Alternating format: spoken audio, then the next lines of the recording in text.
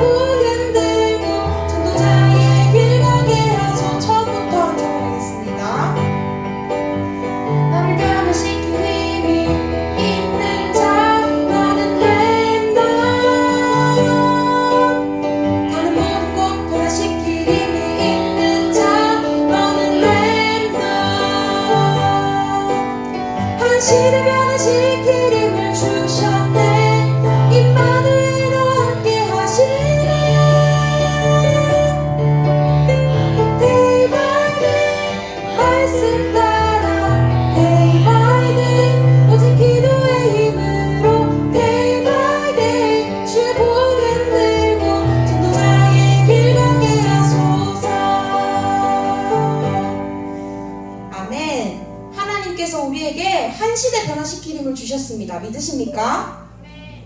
믿으십니까? 네. 이경현님 믿으십니까? 우리 이 시간 하나님께서 오늘도 우리에게 한 시대 변화시킬 힘을 주시기를 원하시고 또 그 힘으로 우리와 함께 하시는 줄 믿습니다.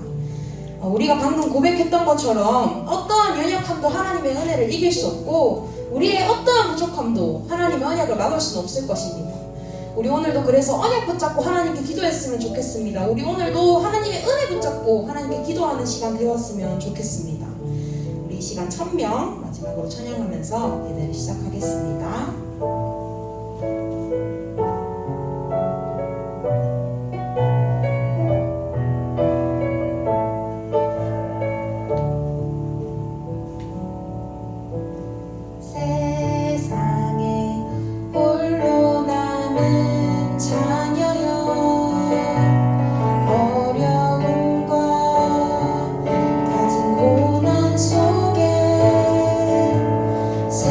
세상이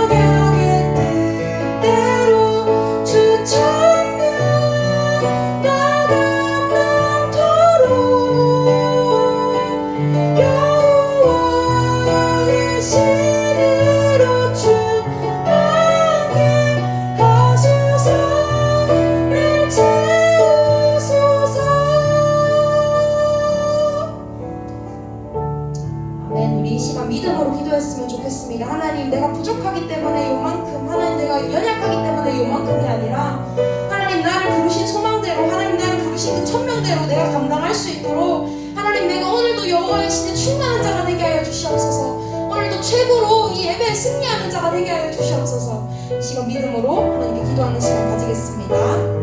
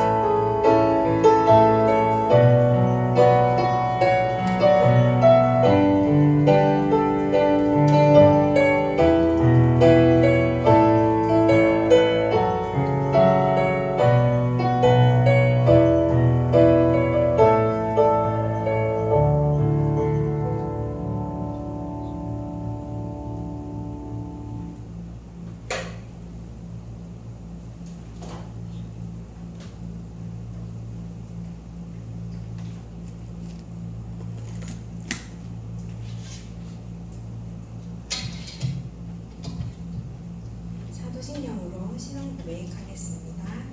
나는 전능하신 아버지 하나님 천지 창조주를 믿습니다.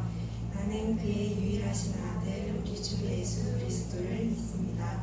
그는 성령으로 잉태되어 동정녀 마리아에게서 나시고 본디오 빌라도에게 고난을 받아 십자가에 못 박혀 죽으시고 장사된 지 사흘 만에 죽은 자 가운데서 다시 살아나셨으며 하늘에 오르시어 전능하신 아버지 하나님 편에 앉아 계시다가 거기로부터 살아있는 자와 죽은 자를 심판하러 오십니다. 나는 성령을 믿으며 거룩한 공교회와 성도의 교제와 죄를 용서받는 것과 몸의 부활과 영생을 믿습니다. 아멘. 기도하겠습니다. 하나님 아버지, 오늘 이 시간 하나님의 성전에 나와 예배드릴 수 있는 힘 주심에 감사합니다. 현장은 아직 운명 속에 저주와 재앙 속에 있지만 저희를 택하시고 하나님의 자녀 삼아주심에 감사드립니다. 이 감사가 날마다 회복되게 하셔서 여기에 그치는 것이 아닌 하나님이 주시는 힘 안에서 영혼을 사랑하는 마음을 허락하여 주옵소서. 그래서 현장을 살리는 증인 되게 하여 주옵소서. 현장에서는 많은 문제가 오지만 어떤 것도 문제 되어지지 않을 힘을 가진 자로 모든 문제가 응답의 발판이 되어지는 축복을 주옵소서. 어제나 오늘이나 영원히 동일하신 그리스도가 이 시간에 나에게 답되어지는 시간 되게 하여 주옵소서.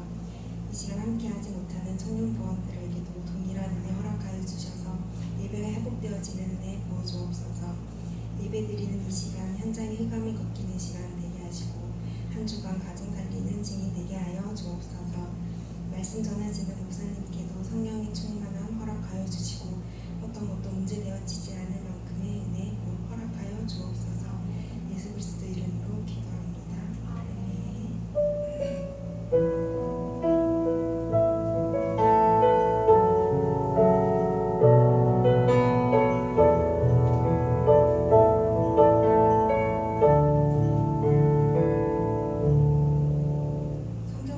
사도행전 9장 1절에서 9절 말씀 보겠습니다.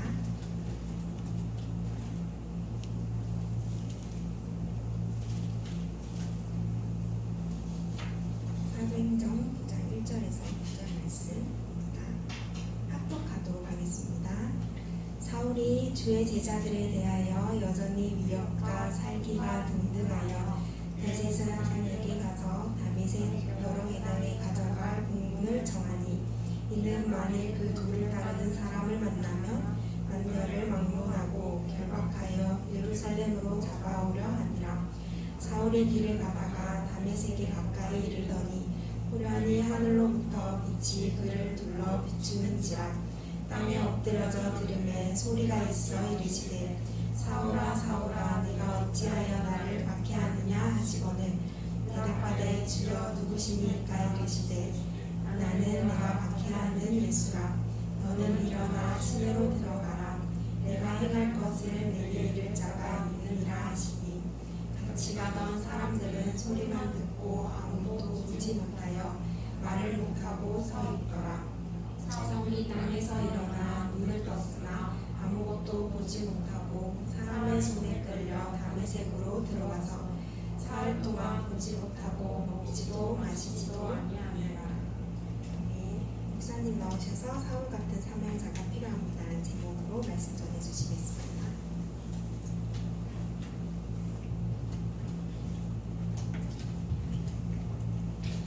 기도하겠습니다.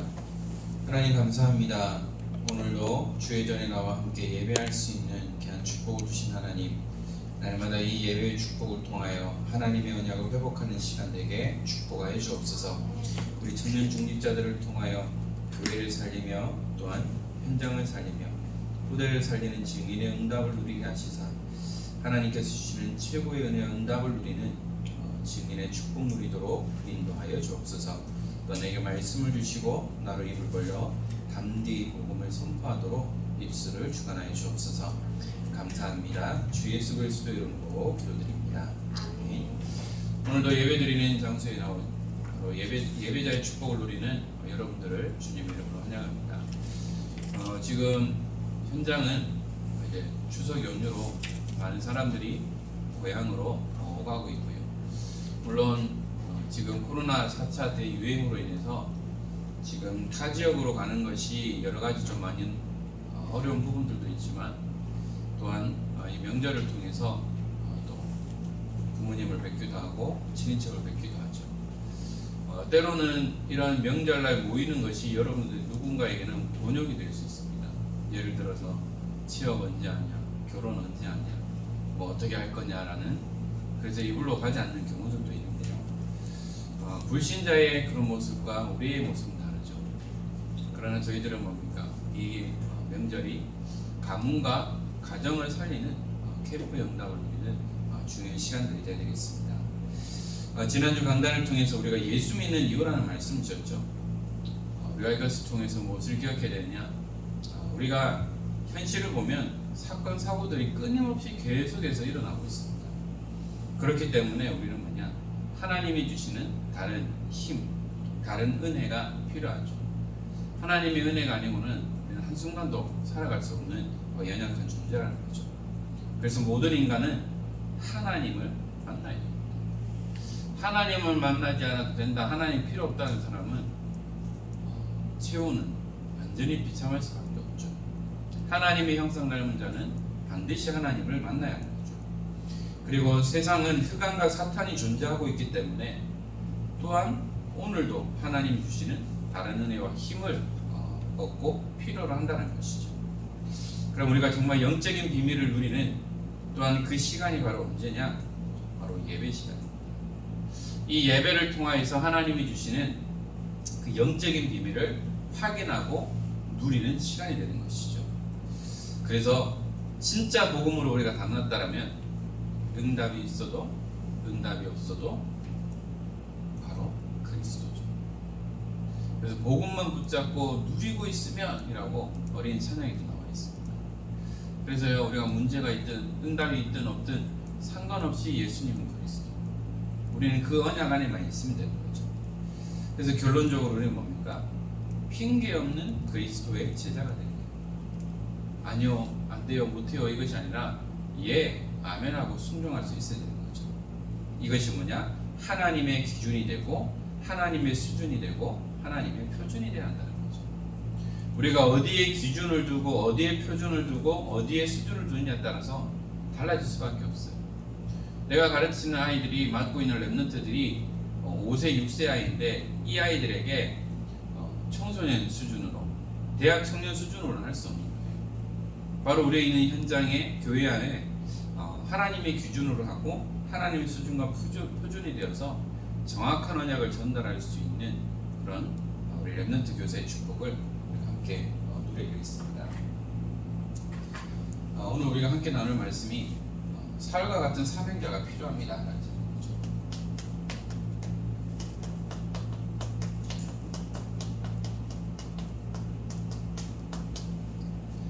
이 땅에 사울은 한 명밖에 없어요. 이 땅에 다윗도 한 명밖에 없었죠.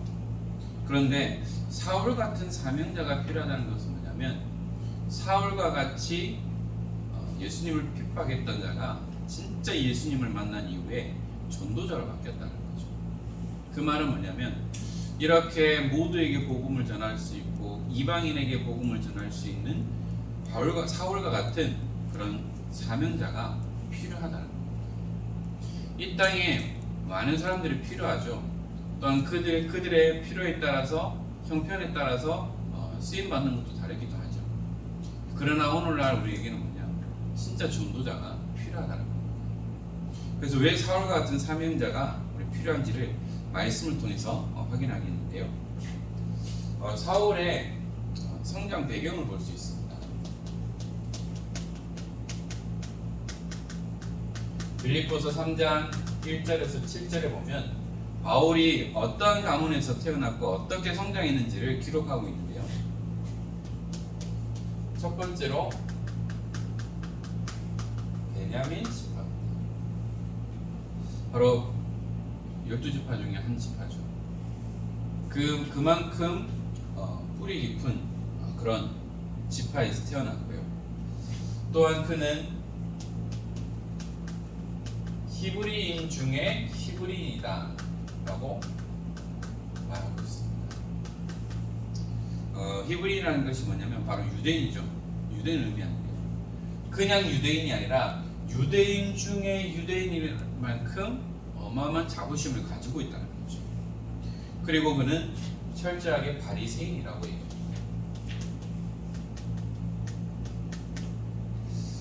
이 바리새인이라는 그 뜻이 뭐냐면 분리된 자 그리고 거룩한 자라는 뜻인데요. 좀 더 표현을 하면 율법을 철저하게 지키고요. 또한 불결하고 부정한 것으로부터 분리해서 나온 지파를 바리새 지파라고 얘기합니다. 그 말은 뭐냐면 율법을 철저하게 지키기 위해서 부정한 것은 다 빠져나오는 거죠. 부정한 짓을 하지 않겠다, 불결한 행동을 하지 않겠다라고 말하는 그 지파라는 거죠. 그리고요, 이 사울이 뭐냐, 율법학자였어. 율법을 공부하고 가르치기는 어마어마한 학력을 가진 소유한 자라는 거예요. 이렇게 사울의 성장 배경을 보면 최고의 엘리트 가문의 엘리트로 자랐음을 말씀을 통해서 확인할 수 있죠. 이렇게 바울의 육신적인 사명이 있습니다.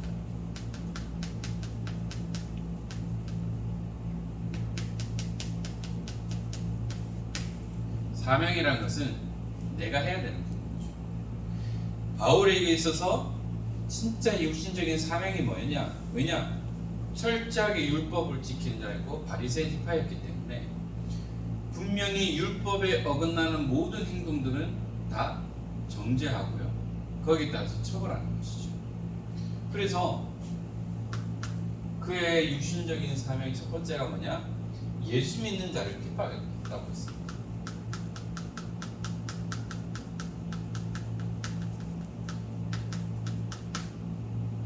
그래서 예수 믿는 자가 핍박당하는 것은 당연하다라고 생각할 만큼 바울은 거기에 대한 사명감을 가지고 있었어요. 사도행전 6장에 중직자로 기름 부음을 받고 사도행전 7장에 설교 한번 했고 거기에서 순교하는 스데반, 그 모습을 보고 그는 당연하게 생각했어요. 죽는 것이 당연하다. 그리고요, 그 스데반의 순교의 현장에 누가 있었냐? 바울이 있었어요. 이 당시에는 그 상대방을 쉽게 말하면 처벌할 때 그 처벌하는 사람이 옷을 벗고 그 누군가에게 줍니다. 옷을 줘요. 겉옷을 줘요. 그 겉옷을 받은 사람이 뭐냐면 이 일의 증인으로 세워져요. 아마 바울도 좀 의구심을 가졌을 거예요. 돌에 맞아 죽은 스데반인데, 여러분들 가시에 찔려도 아프잖아요. 바늘에 찔려도 아픈데 돌에 맞으면 얼마나 아프겠어요. 그런데요, 전혀 인상 찡그리지 않고요, 편안한 모습으로 그가 하나님을 뵙고 또한 잠을 자는 그런 모습들을 봤습니다. 그리고요 9장에도 보니까 살기가 등등하여서 이제 예수 믿는 사람 잡으러 가겠습니다라고 이제 쉽게 말하면 징설을 받아. 이렇게 예수 믿는 자를 핍박하는 것이 그의 사명으로 생각했죠. 그리고 뭐냐, 교회를 잔해했다고 얘기합니다. 잔해라는 뜻이 뭐냐면 사람에게 인정사정 없이 아주 모질게 굽는 거예요. 그 말은 뭐냐면 인정사정 없이 괴롭히는 거예요. 그래서 예수 믿는 자를 잡고 또한 교회를 인정사정 없이 핍박하는 거예요. 계속해서 어려움을 주는 겁니다. 그런데 이랬던 바울이, 하나님의 형상을 닮은 바울이 결국은 하나님의 중요한 시간표 속에서 어떤 응답을 받게 되느냐, 바로 예수 그리스도를 만나게 됩니다. 이제 오늘 읽은 본문이죠. 사도행전 9장 1절에서 9절에 나와 있습니다. 1절에 사울이 주의 제자들에 대하여 여전히 위협과 살기가 등등하여 대제사장에게 가서 다메섹 여러 회당에 가져갈 공문을 청하니, 이는 만일 그 도를 따르는 사람을 만나면, 그 도라는 것이 뭐냐, 바로 예수님이 말한 복음, 예수님이 말씀하셨던 그 복음을, 그리스도를 전하는 것을 만약에 따르는 사람들을 만나면 남녀를 막론하고 결박하여 예루살렘으로 잡아오려 함이라. 그래서 그 공문 가져가면 법적 효력으로 인해서 예수 믿는 자를 다 잡아오는 거예요. 그리고 그 예수님을 따랐던 그 모든 사람들을 다 잡아오겠다라는 공문이라는 거죠.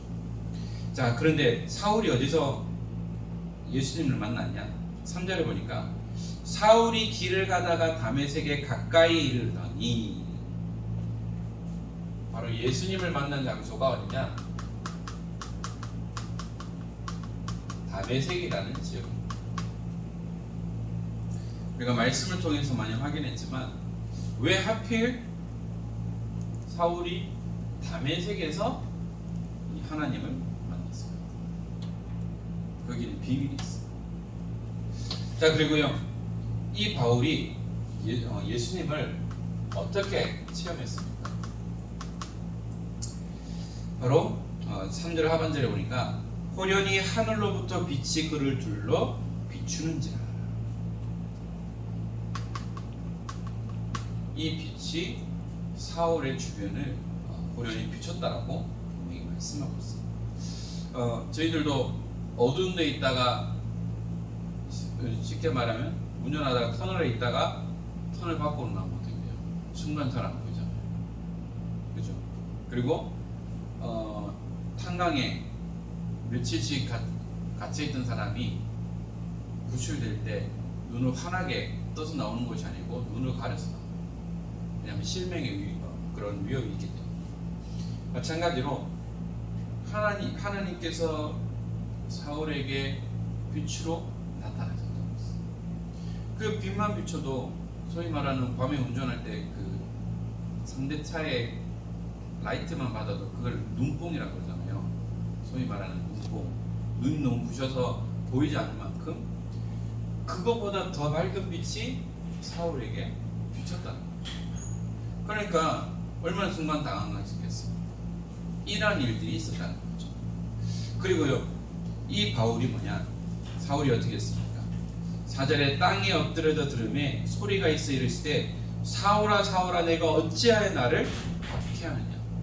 박히기 전에 어떻게 나를 핍박하느냐라고 했죠. 5절에 대답하되 주여 누구시니까? 이르시되 나는 내가 박해하는 예수라. 사울이 깨달았어요. 무엇을 깨달았느냐? 내가 예수 잘 믿는 것이, 이 교회를 핍박하는 것이 내가 정말 율법을 지키는 건 줄 생각했었는데요, 이 예수님을 만나고 나니까 내가 이렇게 핍박하는, 내가 이렇게 하는 것이 바로 예수님을 핍박하는 것이구나라는 것을 깨달았다는 거죠.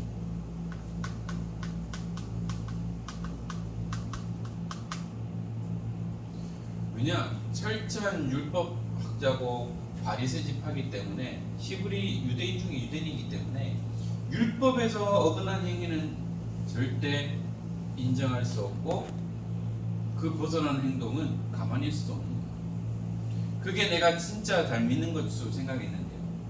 이 예수님을 직접적으로 만나고 나니까 내가 이것이 예수님을 핍박하고 내가 예수님을 박해하는 거였구나라는 것을 사울은 깨닫게 됐다는 것이죠. 그래서 이 바울이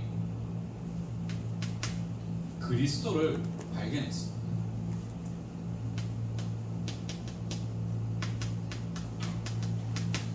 어떻게 발견했느냐? 빌립보서 3장 1절에서 20절에 기록되어 있죠.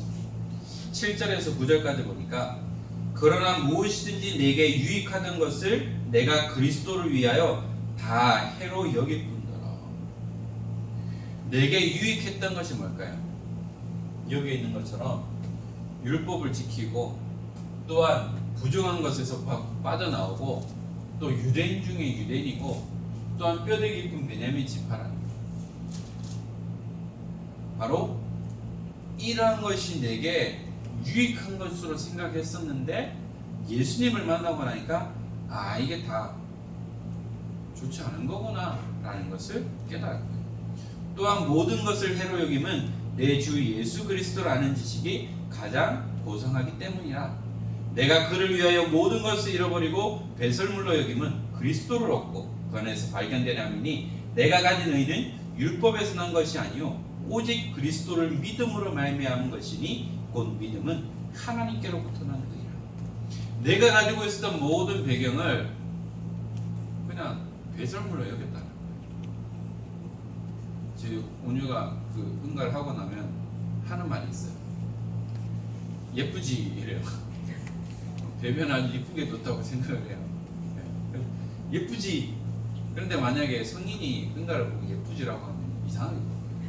아이니까 그 나름대로의 그런 표현인데 이러한 성인이 응가를 보고 배설물을 보고 너무 예뻐 너무 아까워 하면 이건 제정신이에요. 바울이 가지고 있었던 모든 배경과 지식과 학문은 뭐냐? 복음 앞에서는 이건 다 이거 배설물이구나 라는 것을 깨달았고요. 그리고 뭐냐? 믿음으로 하나님께로 난 의임을 알았다는 거죠. 이건 내가 열심으로 내 배경으로 내가 이렇게 된 줄 알았는데 알고 보니까요.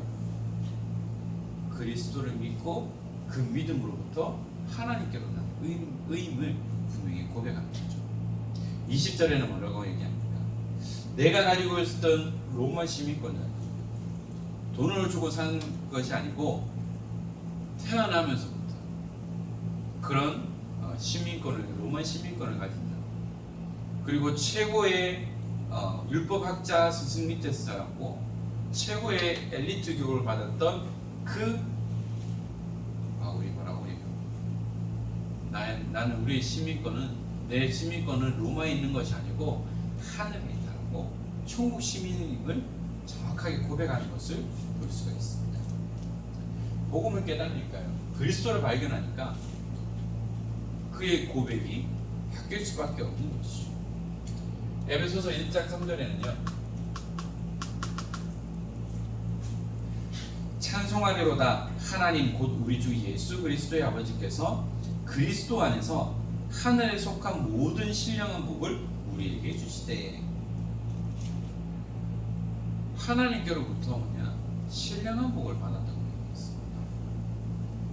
바로 세상에서 말하는 어떤 율법을 향해서 나가고 어떤 행위로 나가는 것이 아니라 하나님으로부터 오는 어마어마한 신령한 복, 영적인 축복을 얻음을 그는 고백했다는 것이죠. 골로새서 2장 2절에서 3절에도 이렇게 고백합니다. 이는 그들로 마음의 위안을 받고 사랑 안에서 연합하여 확실한 이해의 모든 풍성함과 하나님의 비밀인 그리스도를 깨달게 하려 함이니. 이 모든 것이 뭐냐? 하나님의 비밀인 그리스도를 깨닫게 하려 합니다 라고 고백하는 거죠. 그러면서 3절에 그 안에는 지혜와 지식의 모든 보화가 감추어져 있습니다. 그리스도 안에는 모든 지혜, 지식, 보화의 비밀이 숨겨져 있다는 거예요. 여러분도 마찬가지잖아요. 중요한 물건은, 귀중품은 밖에 안 내놓고요, 나만 아는 은밀한 곳에, 비밀된 곳에 숨겨놓는 거잖아요. 누구든지 가져갈 수 없도록, 나만이 알 수 있도록 하는 겁니다. 바로 마찬가지예요. 그리스도 안의 지혜, 지식, 모든 보화의 비밀이 감추어져 있다, 숨겨져 있다라고 고백하는 겁니다. 바울이 가지고 있었던 모든 최고의 엘리트 교육, 사상, 철학, 모든 것들이 최고인 줄 알았는데요, 하나님을 만나고 나니까 내가 잘못된 거구나, 내가 배설물을 가지고 있었구나, 그리스도 안에만 모든 지혜, 지식, 보화의 비밀이 감추어져 있고 숨겨져 있구나라는 것을 확실하게 깨달았다. 류 목사님 그런 말씀하셨죠. 공인 30단짜리 합기도, 검도, 유도, 특공 무술 이게 30단인 사람이 타락을 했다. 그러면 그 운동하는 그 30단 그 자격증이 없어지냐? 그게 아니라고. 그것을 가지고 있는 사람이 타락하는 거예요. 바울이 가지고 있던 것도 마찬가지예요. 그가 가지고 있었던 모든 것들을 다 배설물로 여겼지만 하나님은 그것을 가지고 복음 전하는 도구로 사용하셨다는 거예요. 음악하던 사람이, 귀신 들려서 음악하던 사람이 하나님을 만나고 그럼 가지고 있었던 그 기능이 없어지냐? 아니거든요. 오히려 그것을 통해서 하나님께 돌릴 수밖에 없다는 거예요. 그와 마찬가지로 우리에게 중요한 것들을 허락해 주신 것이죠. 그래서 하나님은 내게 주신 그 달란트와 기능을 가지고 세계복음을 할 수 있는 귀한 은혜와 축복들을 허락해 주시는 거죠. 여러분 아시겠지만 이번 WRC 때 찬양 인도됐던 우리 김종훈 목사님 있어요. 혹시 그분이 어떤 사람인지 아세요? 가수 출신이에요. 여러분들 알던 거 저도 잘 몰랐는데 별은 내 가슴에 라는 OST를 불렀던 그분인데 예수님을 만나고 자신이 가지고 있는 기능을 가지고 문화사역을 하면서 하나님의 소명을 받고 이제 목회하면서 또 그런 문화사역을 하고 있는 분이에요. 그분이 가지고 있는 그 달란트를 가지고 기능을 가지고 그냥 문화사역과 제자를 세우고 렘넌트를 세우고 또 이 사역을 할 수밖에 없는 거죠. 바로 이 땅에 사울과 같은 그런 사명자가 필요하다. 우리가 초창기의 말씀을 통해서 하게 됐던 것처럼 현장에는 충성된 자, 갈급한 자, 사명자가 되고 있어요. 그만큼 현장은 복음이 필요한 현장이기 때문에 뭔가에 반응하는 갈급한 사람이 있어요. 그 갈급한 사람이 누굴 만나느냐에 따라서 달라져요. 그 갈급한 사람이 진짜 복음을 전하는 사명자를 만났다면 그 사람은 사명자가 되겠지만 거짓의 영을 말하는 이단, 사기꾼을 만났다. 그럼 거기에 따라갈 수밖에 없어요. 그리고 충성된 자가 뭡니까? 말씀에 순종하고 따라갈 수 있는 사람. 그런데 우리는 사명자가 돼야 된다. 사명을 가지고 이 복음을 전하는 여러분이 현장 선교사로 렘넌트 선교사로서의 사명을 감당할 수 있어야 합니다. 그래서 우리는 다른 것이 아니고 하나님 앞에 서는 거예요. 제가 저번 주인가요? 잠깐 인터넷을 보면서 어떤 한 내용을 봤어요. 저번에 얘기했던 것 같은데 춤추는 사람인데 무용하는 사람인데 언젠가 일본 춤을 추고 난 이후에 접신을 합니다. 융사에 말하는 3단체가 말하는 접신 단계까지 가버립니다. 그래서 예술을 하는 사람들은 귀신 들리기 좋아요. 그런데 그 친구가 어떤 친구냐, 여잔데요. 모태신앙이래요. 그리고 18살 때까지 교회를 다녔대요. 그런데 그 춤 행위를 통해서 접신을 하게 되고 지금 무당이 됐는데 아마 그 내용이 맞으시는데 보통 신당을 차리거나 제사를 지내면 돼지머리를 해요.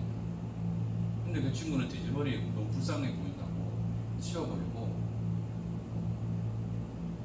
나물하고 이런 걸 딱 올려놓고 하는 거예요. 그리고 그 신당에 할배나 할매가 아니라 마리아상이랑 그리고 십자가를 딱 세워놓고 있어요.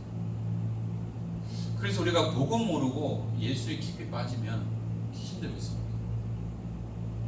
특히 음악하는 사람들, 예술하는 사람들은 귀신 안 들리면 작품이 안 나와요. 제가 예전에 모셨던 목사님 조카인가 그런데 작곡가예요. 그래서 이분이 곡을 쓸 때는 언제냐? 밤 무궁화를 잘 타고 소주 몇 병을 들고 앉아서 달빛을 보면서 소주를 마시면서 곡을 씁니다. 이렇게 귀신 들리지 않으면, 뭔가에 빠지지 않으면 뭔가 할 수 없는 이런 현장이 지금 있다는 거예요. 사탄은 이 문화라는 것을 가지고 곳곳에 파고들어서요, 자연스럽게 그들의 종으로 완전히 만들어버려요. 메시지에서 나오잖아요. 예술하는 사람은 마약해야 돼. 교수가 마약을 권장한다고 해요. 국내 말고 해외 같은 거.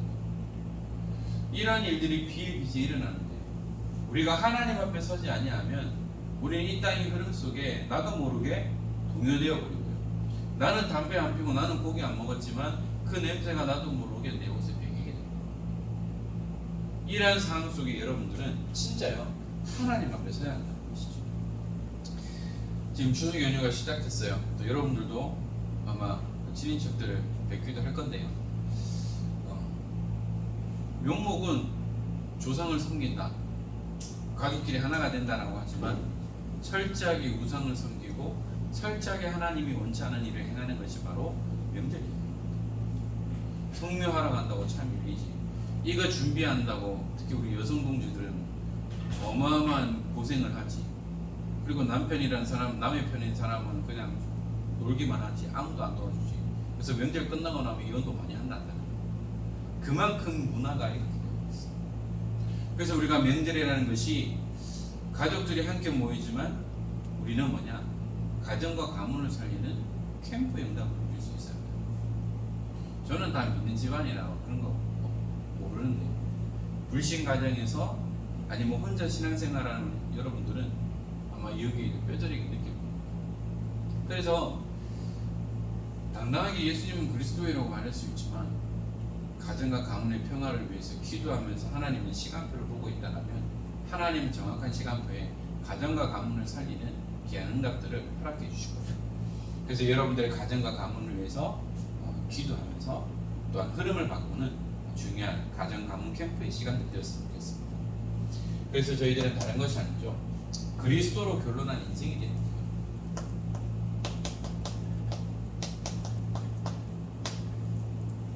우리가 어디에 결론 내느냐에 따라 달라지는 겁니다. 그리스도로 결론난 인생이 되면 우리는요, 생명건 그리스도의 제자가 됩니다. 생명 걸었다는 것이 뭡니까? 죽어도 괜찮다는 거예요. 이 복음을 위해, 렘넌트 운동을 위해, 선교 운동을 위해서 나는 죽어도 괜찮다. 이것이 바로 그리스도로 결론난 사람의 인생이라는 것이죠. 그리고요, 우리는 순간순간 우리를 어렵고 힘들게 하기 때문에 성령 충만 누리고 있어야 되고요. 그리고 우리는 하나님의 은혜 속에서 살아가야 합니다. 또한 우리는 이 복음을 누리는 것이죠. 예수님이 그리스도이심을 고백하고 누리고요. 또한 하나님께서 내게 주신 신분과 권세를 누리는 거예요. 아마 이번 명절이 신분과 권세를 누리는 중요한 확인하는 시간이 될 거고요. 이 하나님이 지금도 나와 함께 하심을 누리고 고백하는 것입니다. 그래서 우리는 준비하면 돼요. 여러분들이 렘넌트를 이끌어 나가는, 또한 교회 운동을 일으켜 나가는, 현장 운동을 일으켜 나가는 리더로, 또한 지도자로, 그리고 여러분들이 청년 중직자로 준비됩니다.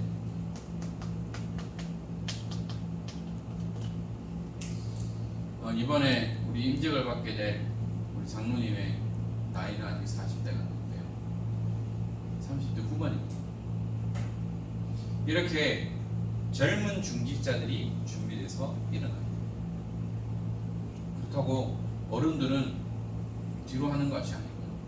어른들을 섬기면서 또한 우리 젊은 중직자들이 렘넌트들과 우리 어른들과 또한 성도들 또한 목사님과의 관계 속에서 중재할 수 있는 가교 역할을 할 수 있어요. 그래서 여러분들이 지금부터 기도하고 준비하면 돼요. 그래서 나는 로마서 16장에 나오는 그 이면계약을 붙잡고 나는 이런 언약을 붙잡은 중직자가 되겠습니다라고 기도하면서 준비하는 것입니다. 언약의 가정을 놓고 준비하는 거예요. 하나님은 반드시 여러분에게 딱 맞는 배필을 준비해 놓으셨다는 것이죠. 그래서 우리는 복음에 깊이 뿌리 내리고요. 우리 청년들은 진짜 예배 성공해야 돼요. 여러분들은 잘 인도받고 있습니다. 그러나 이곳에 함께하지 못하는 청년 여러분들도 진짜 믿음으로 결단하고 회복해야 돼요. 또한 비대면 시대의 훈련의 흐름 속으로 우리가 들어가면서 하나님 주신 중요한 응답들을 누려야 되겠고요. 이제 또 9월 중순, 9월 말, 또 이제 올 한 해도 얼마 안 남아버렸어요. 그만큼 시간이 빨리 지나가고 있는데 이 속에서도 여러분들이 중요한 하나님의 언약을 회복하고 우리 청년 중직자들을 통하여서 하나님이 원하시는 한 시대 응답의 증언을 서는 가운데 이번 명절 캠프를 통하여 어떤 중요한 그리스도의 빛을 발하는 시간 되어지고 오늘도 종일 토로 예배하는 가운데에 마음껏 이 복음의 비밀을 누리는 청년 중직자들 되기를 주 예수 그리스도 이름으로 축원합니다. 기도하겠습니다. 하나님 감사합니다. 오늘도 귀한 예배의 축복을 하신 하나님 믿음으로 승리하며 날마다 그리스도 예수 안에서 참된 응답을 누리는 축복의 증인이 되게 하여 주옵소서. 또한 오늘도 종일토록 예배하는 가운데 하나님의 은혜를 누리며 말씀으로 나를 살리는 귀한 시간 되게 하시고 이들을 통하여 이들에게 허락하신 렘넌트 현장에 응답의 증인으로 축복의 모델로 설 수 있도록 인도하여 주옵소서. 감사합니다. 주 예수 그리스도 이름으로 기도드립니다. 아멘.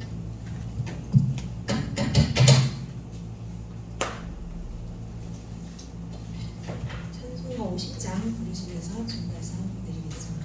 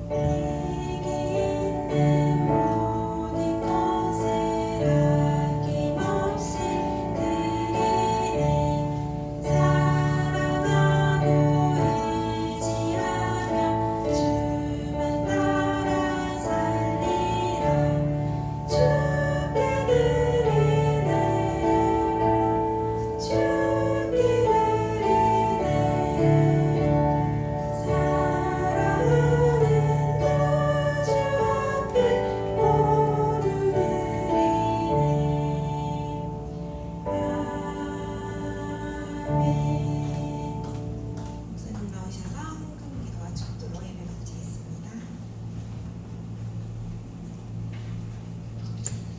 하나님 감사합니다. 예배 드릴 수 있는 귀한 축복을 주신 하나님, 예배의 생명건 그리스도의 제자의 축복을 누리며 우리 청년 중직자들과 함께 사울과 같은 사명자의 축복을 누리며 귀한 7명의 렘넌트들의 축복을 누리는 우리 모든 청년 중직자들 되도록 은혜를 허락하여 주옵소서. 순서에 따라 예물을 드렸습니다. 이 예물이 전도운동, 선교운동, 렘넌트 운동에 쓰여드린 귀한 예물이 되게 하시며 구별하여 드린 이 예물을 통하여 하나님 최고로 받으시고 또한 이들의 가정경제와 산업경제에 하나님께서 복의 복을 허락하여 주옵소서. 오늘도 종일토록 예배하며 하나님의 은혜를 누리는 시간 되게 하시고 또한 이번 추석을 통하여서도 가정과 가문에 그리스도의 빛을 발하는 귀한 캠프의 시간 되도록 축복하여 주옵소서. 우리 주 예수 그리스도의 은혜와 하나님의 크신 사랑하심과 성령님의 감화 감동 충만하시니 하나님이 함께 하시는 임마누엘 언약 속에 날마다 이 복음의 비밀을 누리며 바울이 걸어왔던 그 언약의 여정을 함께 걸어가며 세계 복음화를 위하여 렘넌트 운동을 위하여 또한 청년 중직자의 축복을 누리기 원하는 사랑하는 우리 모든 주의 백성들 머리 위에 이제로부터 영원토록 항상 함께 있을지어다. 아멘.